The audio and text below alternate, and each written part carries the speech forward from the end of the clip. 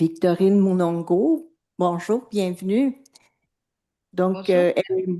Madame Munongo est chercheure senior au ministère de la Recherche scientifique et de l'Innovation et maître de recherche et donc au Centre national d'éducation du Cameroun. Elle occupe le poste de co-responsable de l'axe de recherche scientifique du réseau francophone international en conseil scientifique et présidente et cofondatrice de l'Académie de recherche en droit de l'urbanisme et de l'environnement. Alors, merci beaucoup. Je vous donne la parole.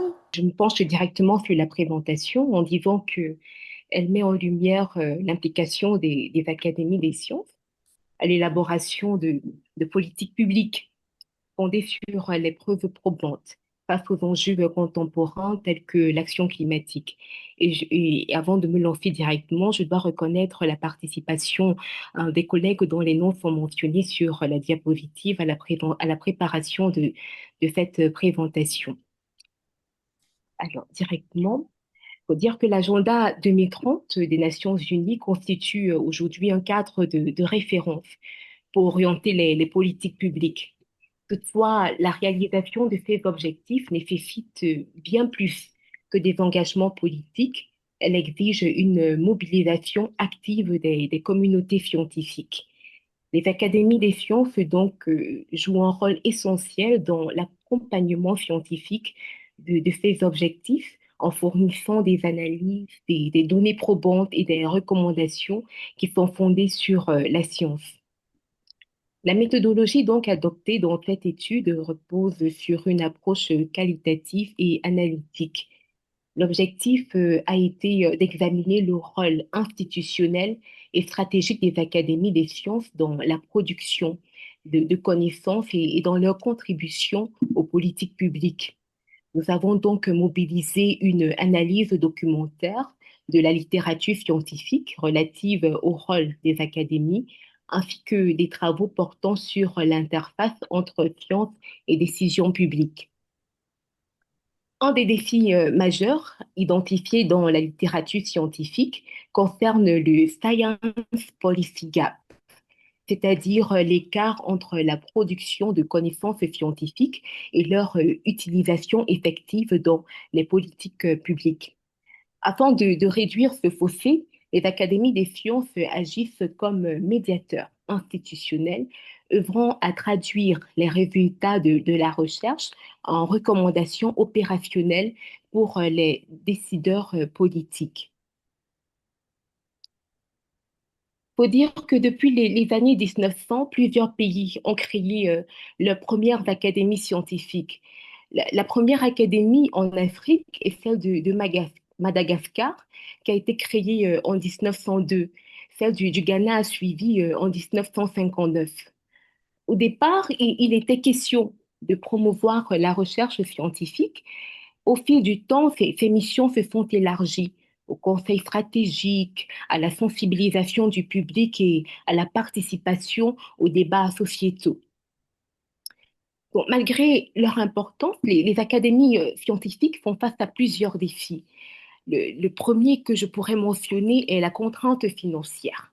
Ensuite, le peu d'engagement politique et enfin la non prise en compte des avis scientifiques.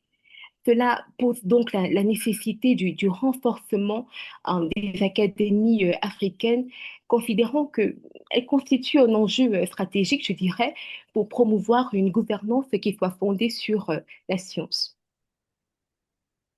Il faut également dire que l'efficacité des académies repose sur leur autonomie institutionnelle et scientifique. Leur indépendance garantit la neutralité de leurs analyses et la fiabilité de leurs recommandations. Il s'agit de garantir leur autonomie vis-à-vis des intérêts euh, politiques et économiques. Il faut dire que les académies, malgré ces défis, les académies ont réussi à développer plusieurs stratégies pour renforcer leur impact dans l'atteinte des ODD. Au Cameroun, par exemple, l'Académie des sciences travaille avec le Comité national en charge du changement climatique pour produire des concepts qui aideront le gouvernement dans les actions en faveur du climat. Du côté du Congo, l'Académie des sciences a recommandé à l'État le développement de champs écoles paysans afin de promouvoir auprès des agriculteurs des approches écologiques telles que les agricultures régénératives afin de remédier aux émissions agricoles qui proviennent en majorité de la déforestation, de la dégradation des forêts, de l'usage du bois de chauffe et du charbon. Dans le contexte africain, les défis climatiques sont étroitement liés aux enjeux de développement qui portent sur la sécurité alimentaire, la gestion des ressources naturelles et l'urbanisation durable. L'enjeu est donc celui de rendre disponibles des données qui soient des données probantes. Nous définissons les données probantes comme ces conclusions qui sont tirées de recherches et d'autres connaissances qui peuvent servir de base utile à la prise de décision. Dans les académies de sciences, on opère comme des plateformes de concertation qui permettent d'identifier les priorités nationales et d'orienter les investissements vers des projets à fort impact. Bon, face aux défis transnationaux, il faut dire que la coopération entre les parties prenantes de la société s'est avérée essentielle. Donc, les initiatives concrètes menées par les académies des sciences dans cette logique sont assez variées. Nous avons la promotion d'approches inclusives qui veillent à ce que les jeunes, les femmes participent pleinement au processus scientifique et décisionnel. Nous avons la sensibilisation des populations et de la société civile.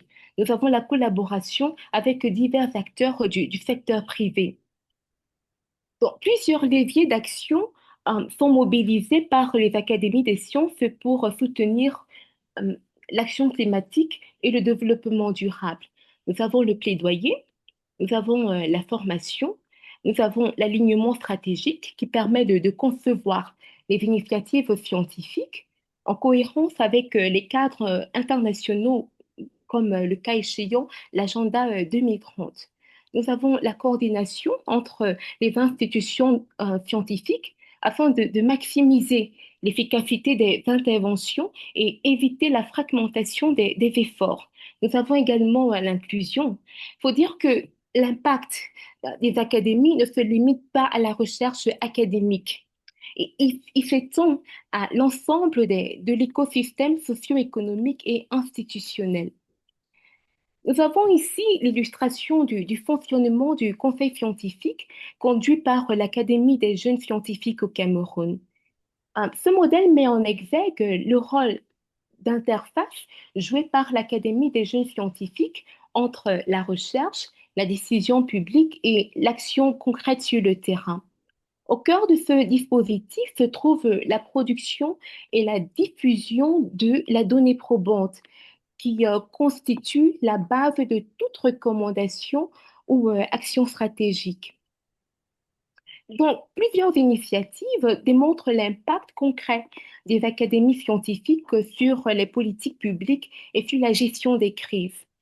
Dans le cadre de la gestion d'Ebola en Afrique de l'Ouest, entre 2014 et 2016, l'Académie des sciences en Guinée et le réseau euh, des académies des sciences africaines, la NASAC, ils ont contribué à mobiliser l'expertise locale pour contrer les rumeurs et adapter les protocoles sanitaires aux réalités culturelles afin d'influencer les décisions gouvernementales sur les mesures d'enterrement sécurisé et la sensibilisation.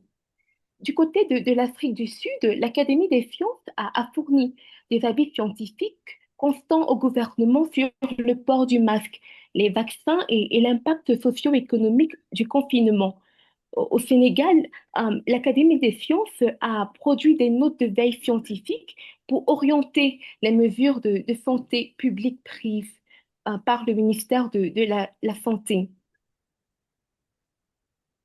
Alors, face aux défis nationaux, la coopération entre académies africaines est essentielle. Elle permet le partage d'expertise, elle permet la mutualisation des ressources Elle permet la coordination des réponses scientifiques et le renforcement de la voix de l'Afrique dans les débats internationaux. Alors, le défi consiste désormais à consolider les académies des sciences, à renforcer leur indépendance et à encourager les collaborations interdisciplinaires afin de mieux répondre aux défis du 21e siècle. En conclusion, nous dirons que les académies des sciences apparaissent comme des acteurs essentiels du développement durable en Afrique. Leur rôle dépasse la production de savoir. Il s'agit pour elles de contribuer activement à orienter les politiques, à former les talents et à proposer des solutions qui soient adaptées aux réalités locales. Alors, sur ce, je vous remercie pour votre attention.